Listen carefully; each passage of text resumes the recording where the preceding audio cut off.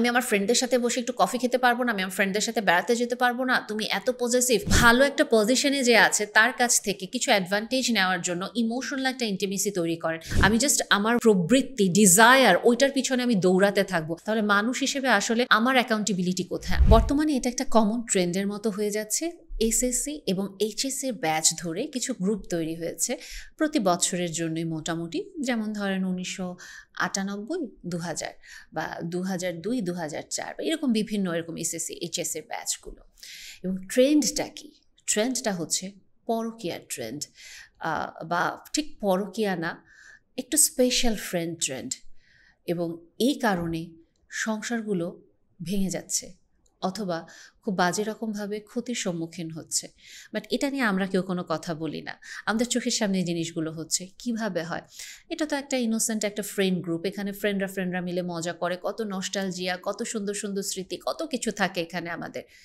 এখান থেকে যে জিনিসটা হয়, বিভিন্ন গেট টুগেদারগুলো অ্যারেঞ্জ করা হয় এবং গেট টুগেদারগুলোতে দেখা যাচ্ছে যে ওই যে একটা সময় আমার ক্রাশ ছিল বা আমার খুব ভালো ফ্রেন্ড ছিল, তারপরে দীর্ঘ একটা সময় ওদের সাথে দেখা হয়নি, এরপরে যখন দেখা হলো তখন তো বলতে পারিনি, কিন্তু আজকে তো পায়ের নিচের মাটি শক্ত, এখন তো নিজের মতো উপার্জন করছি, নিজের স্ত্রী আছে, বউ আছে বা নিজের স্বামী আছে, সন্তান আছে, এখন আর কিসের কি? একটু গল্প করা, ফোন নাম্বারটা নেওয়া, একটু ফ্লার্ট করা, একটু আস্তে আস্তে করে প্রতি গেট টুগেদারে সব অন্যান্য ফ্রেন্ডদেরকে বাদ দিয়ে দুজন মিলেমিশে থাকা, দুজন বসে বসে খাওয়া, বা যে কোনো ডে লং ট্রিপ বা ডে নাইট যে ট্রিপগুলো থাকে, ওখানে অন্য মেয়ে ফ্রেন্ডরা, অন্য ছেলে ফ্রেন্ডরা এক রুমে 4 জন করে থাকছে, কিন্তু ওনারা 2 জন হয়তো একটু আলাদা আলাদা একটা রুমে থাকছে। হয়তো নিজের গাড়ি আছে ঠিকই, কিন্তু নিজের গাড়িটা বাদ দিয়ে ঠিকই ছেলে ফ্রেন্ডের গাড়িতে, বা ছেলে ফ্রেন্ড হয়তো মেয়ে ফ্রেন্ডের গাড়িতে উঠে যাচ্ছে, যখন তখন চ্যাটিং করা হচ্ছে, হাসাহাসি করা হচ্ছে, একটা স্পেশাল কেয়ার। আস্তে আস্তে করে ওই যে পুরনো না পাওয়া ভালোবাসা ওটা জাগ্রত হয়ে যায় এবং ওখান থেকে কখন যে একটা গভীর সম্পর্কে চলে যাচ্ছে এটাও জানা যায় না। আবার অনেক ক্ষেত্রে এরকমও হয়ে যায় যে একজনের হয়তো ডিভোর্স হয়ে গিয়েছে, সে হয়তো একা আছে, উনি ছেলে বা মেয়ে যেই হতে পারেন না কেন, আরেকজন হয়তো বিবাহিত, ওনার সংসার আছে, সুন্দর সন্তান আছে, কিন্তু ওই যে ডিভোর্স যেহেতু, বা ওনার সংসারে উনি হয়তো খুশি না, ওনাকে একটু শোল্ডার দেওয়া, ওনাকে একটু কান দেয়া, ওখান থেকেও আস্তে আস্তে দেখা যাচ্ছে কখন যেন একটা সম্পর্কে জড়িয়ে গিয়েছে আর বের হতে পারছি না। আবার অনেক সময় এরকম হয় যে অন্য ফ্রেন্ডদের কাছে নিজের সংসার জীবনের শুধু বদনামই করে যাচ্ছে, আমার হাজব্যান্ড ভালো না, আমার স্ত্রী ভালো না, আমাকে বোঝে না, এত অশান্তি, এরকম এরকম অত্যাচার। আচ্ছা ঠিক আছে, তাহলে এই দেখো তো আমাদের ব্যাচে যে গেট টুগেদারে যাচ্ছি, তুমি অমুক ওর ছেলের সাথে কথা বলো, তুমি অমুক মেয়ের সাথে কথা বলো, ও তো সিঙ্গেল আছে, দেখো না, এমনি জাস্ট একটু গল্প করো না, ধরে নাও এটা তোমার বাসার ভেতরে তোমার সংসার, আর এটা খোলা জানালা দিয়ে যে আকাশটা দেখবা বা বারান্দা, এটা হচ্ছে তোমার বারান্দা। এই যে ফ্রেন্ডরাও যে এটা ট্যাগ করে দিল, ওখান থেকেও আস্তে আস্তে করে কখন যে এটা পরকীয়াতে রূপান্তর হয়ে যাচ্ছে আমরা এটা বুঝতে চাই না। এবং বেশিরভাগ ক্ষেত্রে ছেলেদের ক্ষেত্রে ওনারা ফার্স্টে একটা পরকীয়াতে যখন জড়িয়ে যান, যে একটা কমন সাইকেল থাকে, ছেলে মেয়ে উভয়ের ক্ষেত্রেই আসলে এটা বলা উচিত, ওনারা ফার্স্ট অফ অল স্বীকার করতে চান না। ওনারা বিভিন্ন রকমভাবে বলতে থাকেন, না এটা আমার ফ্রেন্ড, এটা কোনো কিছুই না, তুমি বেশি সন্দেহ করছো। যিনি লাইফ পার্টনার থাকে উনি তো ডেফিনেটলি ওনার পার্টনারকে চেনেন, এতগুলা বছর দুজন একসাথে আছেন, হঠাৎ করে তো তার এরকম আচরণ তার কাছে অস্বাভাবিক লাগবেই, এবং কিছু তো গাট ফিলিং কাজ করে, সেটা যেই ছেলে মেয়ে যেই হোক না কেন। উনি প্রশ্নের পর প্রশ্ন করতে থাকে এবং দিনের পর দিন এই মানুষগুলোকে গ্যাসলাইট করা হতে থাকে এবং বলা হয় যে না, তুমি সংকীর্ণ মনা, তুমি এরকম ভাবছো, আমি আমার ফ্রেন্ডদের সাথে বসে একটু কফি খেতে পারবো না, আমি আমার ফ্রেন্ডদের সাথে বেড়াতে যেতে পারবো না, তুমি এত পজেসিভ। আর যদি উনি মানে কোনো মেয়ে পরকীয়াতে জড়ায় এবং হাজবেন্ড যদি ভুলেও বলে যে তুমি যেও না, তুমি মিসোজিনিস্টিক, তুমি বুঝো না, তুমি অপমান করে টোরে একাকার করে ফেলে। আর বেশিরভাগ ক্ষেত্রে ছেলেরা যখন জড়ায় যায়, একটা পর্যায়ে তারা হয়তো কেউ কেউ সরি বলে যে ঠিক আছে আমার ভুল হয়েছে, ওই ফার্স্টে তো তারা স্বীকার দিতে চায় না, হাতে নাতে যখন একেবারে ছাই দিয়ে ধরা হয় এরপরে তারা স্বীকার দেয়। স্বীকার দেওয়ার পরে তখন হয়তো কেউ কেউ সরি বলে, আর কেউ কেউ যেটা করে অসম্ভব ড্যাম কেয়ার হয়ে যায়, রুড হয়ে যায়, অ্যারোগেন্ট হয়ে যায়, করেছি তো কি হয়েছে, এভাবে থাকতে পারলে থাকো, না হলে চলে যাও, আমি এরকমই থাকবো, বাট আমি আসলেই তোমার সাথে থাকবো না, আমার 20 বছর 25 বছরের যে সংসার ছিল তোমার সাথে, এটা আসলে কোনো ভালোবাসা ছিল না, আমি আমার হারানো ভালোবাসা ফেরত পাইছি, ওই এখন আমার ভালোবাসা, ওকে ছাড়া আমি থাকতে পারবো না। নিজের সন্তান, নিজের সংসার, কোনো কিছুর দিকে তাকানোর কোনো প্রয়োজন মনে করেন না তখন এই মানুষগুলো। এবং আরও যে জিনিসটা খুব ভয়ঙ্কর রকম হয়, আমি তোমাকেও রাখতে চাই, আমি নতুন যাকে ভালোবেসেছি তাকেও রাখতে চাই, দুজনকে রাখতে চাই, দুজনকে এক বাসাতে রাখতে চাই। আবার কেউ কেউ আরেকটু দয়া করে, না এক বাসায় রাখবো না, আসো উপর নিচ থাকি, উপর নিচ থাকতে সমস্যা, চলো 2 শহরে রাখি, যাদের একটু টাকা পয়সা ভালো আছে। আবার কিছু ক্ষেত্রে মেয়েরা যেটা করে থাকেন, ফার্স্ট অফ অল ওনাদেরকে কোনো কিছু ধরা মানে তো অ্যাকচুয়ালি ইমোশনাল একটা ড্রামার ভিতর দিয়ে যাওয়া, কান্নাকাটি করে মেসাকার করে, যে অ্যাকচুয়ালি বলছেন যে তুমি হয়তো পরকীয়াতে আছো বা যা করছো ভালো না, উল্টা দোষ তার ঘাড়ে চলে যাবে। তুমি কিভাবে সম্ভব, তুমি আমাকে এভাবে চিন্তা করতে পারছো, কিভাবে বলছো, আমার ক্যারেক্টার নিয়ে কিভাবে বলছো, অথচ উনি নিজে কী করছে খুব ভালো মতোই জানে। বাট স্টিল আমার মান সম্মান হারানো যাবে না, আমার দিকে কেউ আঙুল তুলতে পারবে না, আমাকে কেউ ব্লেম দিতে পারবে না, এই জিনিসগুলো চলতেই থাকে। অনেক ক্ষেত্রে দেখা যায় যে মেয়েরা কাইন্ড অফ এতটা বেশি খারাপ লেভেলে চলে যায়, নিজের সন্তানকেও আস্তে আস্তে করে বিভিন্ন রকমভাবে উস্কাতে থাকে যে তুমিও আসলে একটা রিলেশনে যাও, বা তোমার বাবাকেও বলো অন্য কোনো রিলেশনে ইনভলভ হতে। কাইন্ড অফ সে নিজে একটা পরকীয়া করবে, হাজব্যান্ডকেও একটা পরকীয়া করাবে, বাচ্চাদেরকেও রিলেশনে দিয়ে দিবে যে একা থেকে কি করবা, মানে এরকম ভাব পর্যায়ে চলে যেতে থাকে। বাট ডেসপারেশনটা এত তীব্র, কিছুতেই তারা এটা রিয়ালাইজ করতে চান না যে তারা এটা অন্যায় করছেন। এবং এটাই ফ্রেন্ড গ্রুপগুলো থেকেও হচ্ছে। আমরা যে শুধু বলছি যে অফিস থেকে হচ্ছে, শুধু আমরা বলছি যে না নেইবারহুড থেকে হচ্ছে বা অন্য জায়গা থেকে হচ্ছে, এই ফ্রেন্ড গ্রুপগুলো থেকে আজকাল অহরহ হচ্ছে। এবং এখানে যে প্রোগ্রামগুলো অ্যারেঞ্জ করা হয় বা যে মানে সাংস্কৃতিক প্রোগ্রামগুলো, কিছু ক্ষেত্রে দৃষ্টিকটু তো অবশ্যই থাকে, চোখে পড়ার মতো। এবং অনেক ক্ষেত্রে এখান থেকেও হয় যে একজন হয়তো একটা প্রফেশনে আছে, আমার একটু হেল্প দরকার, আমি হয়তো নক করলাম, সেটা হতে পারে লয়ার, ইঞ্জিনিয়ার, ডক্টর, যেই হোক না কেন। ওখান থেকেও কিন্তু এই যে একটু একটু কথা থেকে কখন যে রিলেশনশিপটা তৈরি হয়ে যায়, এটা ওনারা বুঝতেও পারেন না। সো অনেকেই শুরুটা শুধু সিম্পল ফ্রেন্ডশিপ দিয়েই করেন, কিন্তু স্লিপ তো কেটেই ফেলি।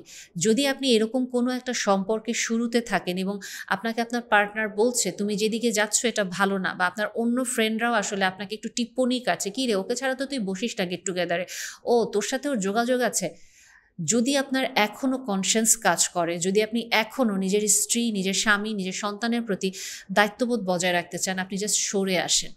আপনাকে এটা একটা মজা দিচ্ছে, এটা আপনি জাস্ট একটা ইনস্ট্যান্ট গ্র্যাটিফিকেশন পাচ্ছেন, বাট আপনি জানেন না এখান থেকে আপনি আসলে কতটুকু ভেতরে পড়ে যাবেন।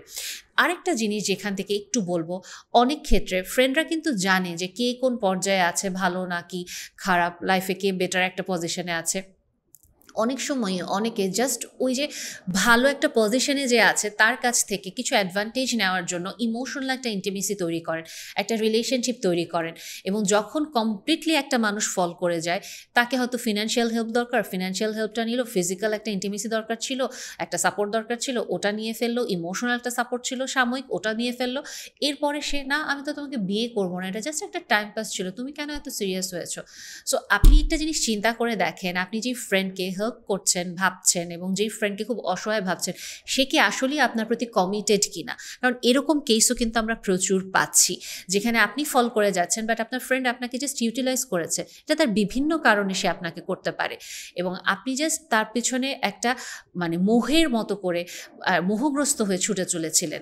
এবং আরও আরেকটা জিনিস যেটা আমি একটু কনসার্ন, যেটা আপনাদেরকে খেয়াল করতে বলবো, যে দেখেন আপনি যখন আপনার একটা ফ্রেন্ডকে ভাবছেন অসহায়, বা আপনি ভাবছেন আপনার ফ্রেন্ড খুব আন্ডারস্ট্যান্ডিং, খুব ভালো, আসলে কি উনি অসহায় বা আন্ডারস্ট্যান্ডিং ভালো, নাকি সেলফ সেন্টার্ড ইম্যাচিওর একটা মানুষ? আপনি যখন একটা মানুষের সাথে পরকীয়াতে লিপ্ত হচ্ছেন, ডেফিনেটলি আপনার নিজের সেলফ অ্যাকাউন্টেবিলিটি থাকবে, আপনার রেসপন্সিবিলিটি থাকবে।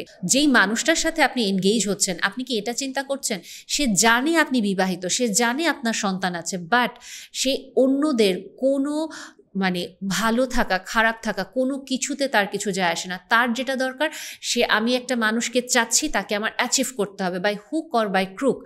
যেই মানুষটা আপনাকে এইভাবে অ্যাচিভ করতে চায়, ডেফিনেটলি আপনার ভালো লাগবে যে সে আপনাকে অনেক ইম্পর্টেন্স দিচ্ছে, অনেক চেস করতেছে, এবং আপনাকেই তার মানে ফুল অ্যাটেনশন দিয়ে আপনার প্রতি সে ডেডিকেশন শো করছে। বাট আপনার কি একবারও মনে হচ্ছে না যে এই মানুষটা অসম্ভব ইম্পালসিভ, সে জাস্ট ইম্পালস আসছে যে ওকে আবার অ্যাচিভ করতে হবে, সে অ্যাচিভ করার জন্য দৌড়াচ্ছে এবং সে তার সর্বোচ্চ লেভেল দিচ্ছে। আপনার কি মনে হয় এই সর্বোচ্চ লেভেলের এফোর্ট সে সারা জীবন আপনাকে দিতে পারবে? ফার্স্ট অফ অল সে অসম্ভব রকমের স্বার্থপর, সেলফ সেন্টার্ড, ইম্যাচিওর। দ্বিতীয়ত সে যে তার সর্বোচ্চ এফোর্টটা দিচ্ছে, এটা কোনোদিন সে সারা জীবন দিতে পারবে না। বাট আপনার যেটা করছে, আপনার এক্সপেকটেশন লেভেলটা বাড়াচ্ছে এবং আপনাকে সে অ্যাচিভ করার পরে তার এক্সপেকটেশন লেভেল আপনার যেটা তৈরি হচ্ছে ওখানে মারাত্মক রকমভাবে আপনি একটা ধাক্কা খাবেন, কারণ অনেক দৌড়াইছি তোমার পিছনে, এখন তোমাকে আমি ব্যাগে ভরে ফেলছি, এখন আমি রেস্ট করব, আমি শুয়ে থাকবো, আরাম করব। সো ওই যে সে রেস্টিং পজিশনে গেল, সেটা মেয়ে ছেলে যেই হোক না কেন, ওই এফোর্ট আর ডেডিকেশন আপনি আর খুঁজে পাবেন না। এবং এর পরবর্তীতে যেটা হয়, আপনারা যখন ভুল করে পরকীয়াতে জড়াচ্ছেন, আপনার ভালোবাসার মানুষকে, সো কল্ড ভালোবাসার মানুষকে ইম্পর্টেন্স দেওয়ার জন্য আপনার লাইফ পার্টনারকে আপনি ছেড়ে দিচ্ছেন, একটা পর্যায়ে গিয়ে আপনার হঠাৎ করে মনে হচ্ছে যে আমি এটা কী করলাম, আমি তো একটু ভুল করে ফেলছি। তার পরবর্তীতে আপনি এইদার আপনি রিগ্রেট করতে থাকেন, আপনি আপনার পার্টনার যিনি এক্স পার্টনার বা আপনার প্রথম স্ত্রী বা স্বামী, তার কাছে গিয়ে আপনি হাউমাউ করে কাঁদতে থাকেন এবং তাকে বলেন যে আপনাকে ফেরত নেওয়ার জন্য আপনি ভুল করে ফেলেছেন। বাট কেন শুরুতে আপনি এটা অ্যানালাইসিস করবেন না বা অবজার্ভ করবেন না? কেন আসলে মানুষ হিসেবে আমাদের যে মূল প্রথম একটা পরিচয়, আমার চিন্তা শক্তি, আমার বিবেক, এটাকে আমি কাজে লাগাবো না? কেন আমি জাস্ট একটা পশুর মতো, আমি জাস্ট আমার উইম বা আমার যে প্রবৃত্তি, ডিজায়ার, ওইটার পিছনে আমি দৌড়াতে থাকবো? তাহলে মানুষ হিসেবে আসলে আমার অ্যাকাউন্টেবিলিটি কোথায়, আমার পরিচয়টা কোথায়?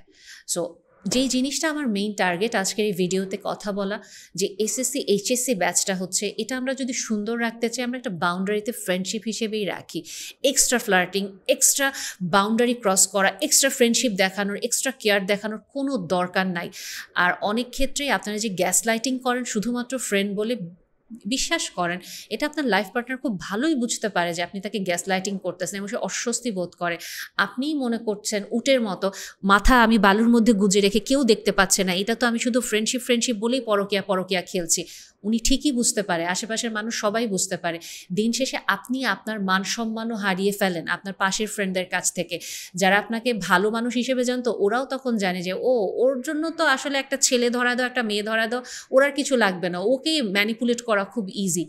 সো এই একটা সম্পর্ক ফ্রেন্ডশিপের, যেখান থেকে আপনি একটা সুন্দর একটা রিলেশন ক্রিয়েট করতে পারতেন, বন্ড রাখতে পারতেন, আপনার লাইফটাকে বেটার করতে পারতেন, আপনি জাস্ট এখান থেকে নিজেকে ধ্বংস করে ফেলছেন। আপনার নিজের কনজুগাল লাইফ ধ্বংস করছেন, নিজের মান সম্মান ধ্বংস করছেন, নিজের ফ্রেন্ডশিপও ধ্বংস করছেন। সো ডিসিশন আপনি নেবেন, আপনি আসলে কোন লাইফটা চুজ করবেন।